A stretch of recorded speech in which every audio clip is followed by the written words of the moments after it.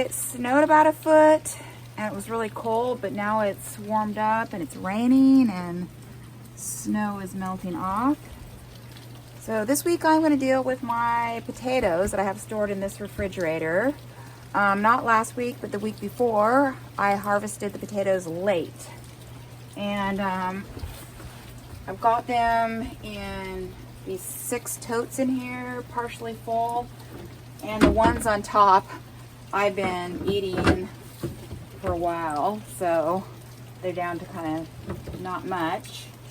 And so what I'm going to do is, got a lot of scabby potatoes this year.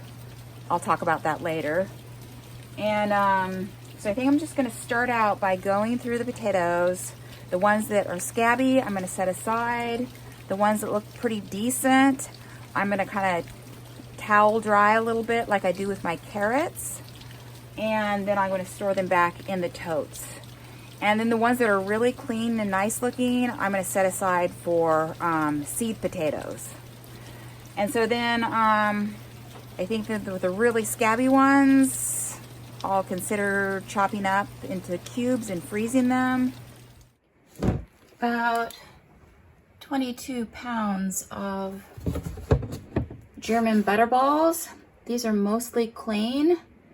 Almost 20 pounds of the Haida potato. These are the clean ones. About 18 pounds. Mostly Haida scabby potatoes. Mostly Haida scabby potatoes. Mostly Haida scabby potatoes. Haida, some French fingerlings, scabby. These are potatoes to be discarded. So I'm thinking that I might not save seed potatoes for next season because there's a lot of scab, and I might transfer it to the next crop. So maybe I should just buy new seed potato. Okie dokie. Scabbiest potatoes on top.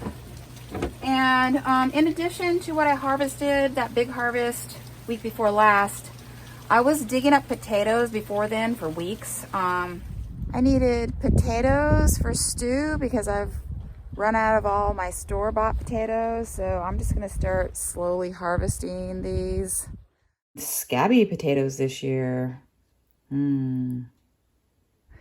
That's the first spot where I dug potatoes, and they were kind of scabby, so I thought I'd try a different section.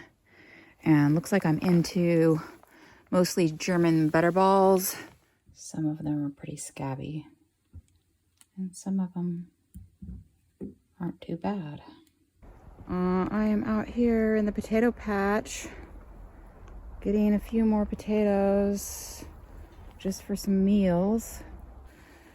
I dug a few potatoes just for a few meals.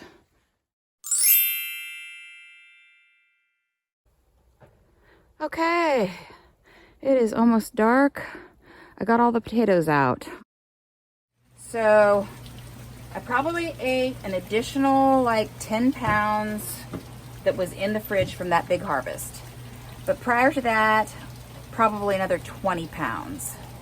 So let's say, in addition to everything I weighed out today, 30 additional pounds came out of the garden. That's my guesstimate. I was at first thinking that the reason they had a lot of scab was because I did my fall planting experiment. So I'll talk about that first. I've got some notes here to try and keep me on track. So I planted these potatoes in the fall of 2023 is because I had just harvested the potatoes here. I had some seaweed and leaf material. So I thought, you know, let me just throw them right back in the ground. Planted some Haida on this side. I had a few French fingerlings I put down and a few shepherdie. And then the rest over here were German butterballs. So the reason I wanted to do a fall planting experiment is because, things aren't frozen yet. There's no snow on the ground like there is in the spring. And then I've got material, like I can get some seaweed, I can get some leaves. And Also, I'm really busy in the spring. I'm trying to get everything else in the garden, all the starts going and everything like that. And so I'm always late planting my potatoes. And so then they don't get very much time to grow. The Haida planted over here, they grew way bigger than they had the year before. So having the time in the ground was really great. Now, I don't know, there was a spot over on this side where the deer were sleeping.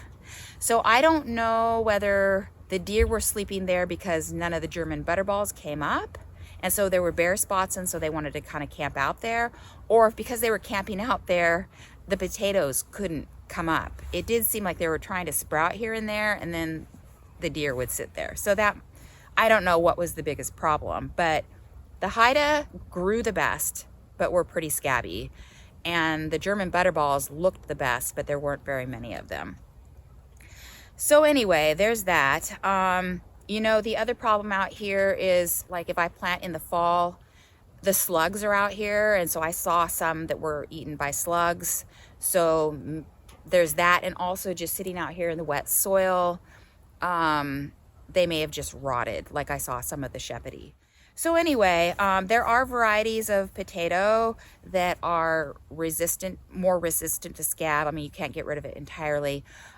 But yeah, so I might want to try those.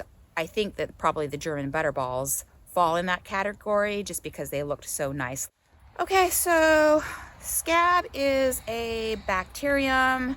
There are several species, I guess. I was looking at some information from the University of Alaska Fairbanks, where they were doing some tests on scabby potatoes. And they were looking at them, and you know, one of the things they talk about is that if your pH is too high, you know, obviously the potatoes don't grow as well, but also scab grows better at the higher pHs.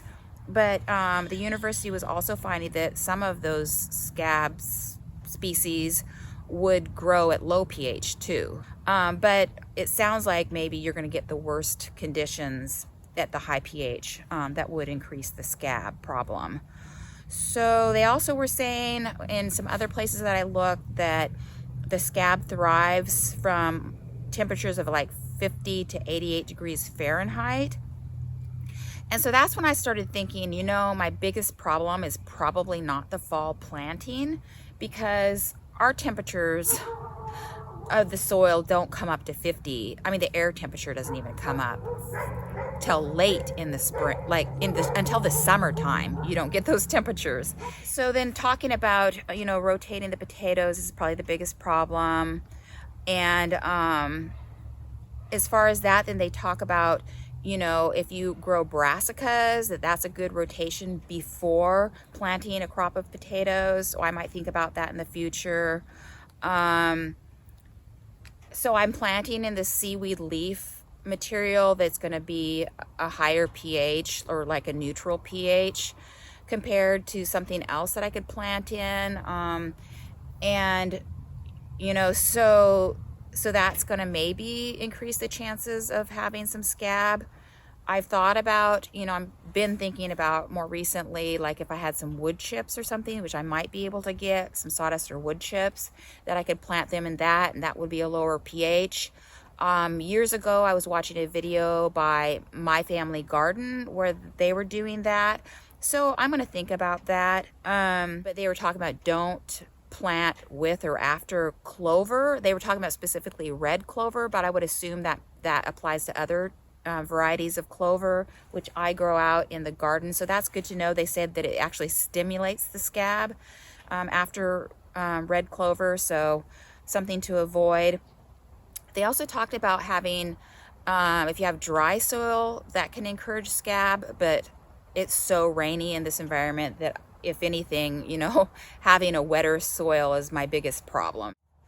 So yeah, obviously I am not going to be doing fall planting potato experiment this year because it's already past fall, almost winter, and I don't really have any material. And so yeah, I'm just going to think about what I'm going to do for the spring. I'm considering, you know, if I can get this these soil piles over here spread out. I might be able to bring in some wood chips, maybe get some seaweed if I can, and throw that in there for a little bit of nutrients and see how the potatoes grow in the spring. In the future, yeah, I'd really like to do fall planting again because, yeah, the spring it's freezing and snow so late and I'm so busy. And yeah, we'll see how it goes. If I do an experiment in the future, it'll just be small so I don't make a big mess and have cruddy potatoes and it be a whole crop. French fingerlings first. See how scabby these are? Can you see? Scabby. Okay, so I'm gonna start by peeling this scabby French fingerling. Oh man, this potato's gross.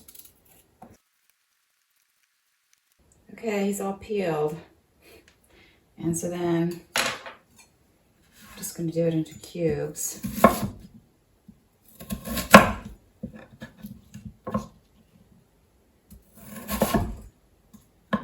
This is time consuming, so I'd rather not do a bunch of potatoes like this. I don't have to.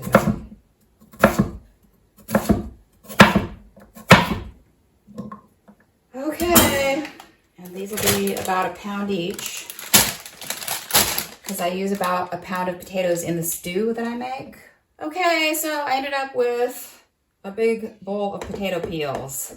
And some of this is even potatoes, whole ones, because even though they look like they might make it based on what they look like on the outside, the inside has rotten spots. So the whole potato went in the compost. I ended up with 11 1-pound bags, which means about half of the original potatoes in the tubs are usable. And so that means that all of the weight of potatoes that I got, that I have out in the fridge in here, I'm only gonna get about half of the potatoes will be usable. So that's good to know. It took me about a couple hours to peel that one tub, so I could do more, but I think I'm not going to. I'm just gonna take the chance that they'll store okay out in the refrigerator, and I'm just gonna stick with this one box of frozen processed potatoes. So that's it for now, I think. I'm gonna throw these out in the freezer and be done for the week. I might test this out before I, in one of the stews that I do tomorrow and see how it goes. I'll see you guys next week. I've got my bags of potatoes. These are just little wax-ish type bags. So I've got them inside a plastic bag, inside a cardboard box. Frozen potatoes. Can I break these up? Oh yeah. These just break up easily and I can throw them in the pot. Nice.